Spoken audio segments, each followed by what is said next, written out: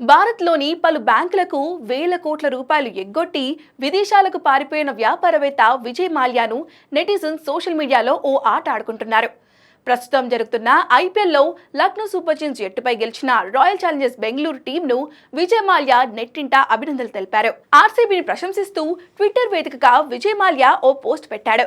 దీంతో దొంగ దొరికాడు అంటూ సోషల్ మీడియాలో యూజర్లు గట్టిగా తగులుకున్నారు. అతడు చేసిన పోస్ట్ను ట్రోలింగ్ చేస్తూ చట్టపరమైన చర్యలను ఎదుర్కోవాల్సిందిగా భారత్కు తిరిగి రావాలని సూచించారు. ఫైనల్ మ్యాచ్ చూసేందుకు సరదాగా భారత్కి రావచ్చని ఆ పోస్టులు పెడుతున్నారు.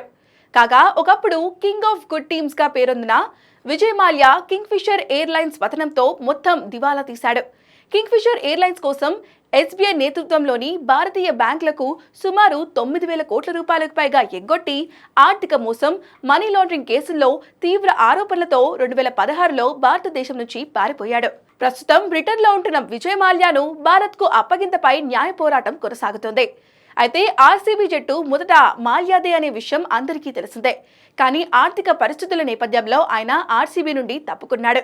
కానీ ఫ్యాన్స్ మాత్రం మాల్యా చేసిన పాపాల వల్లే ఆర్సీబీ ఇప్పటి వరకు టైటిల్ గెలవలేకపోయిందంటూ కామెంట్స్ పెడుతున్నారు. కానీ ఫ్యాన్స్ మాత్రం మాల్యా చేసిన పాపాల వల్లే ఆర్సీబీ ఇప్పటి వరకు టైటిల్ గెలవలేకపోయిందంటూ కామెంట్స్ చేస్తూ ఉంటారు.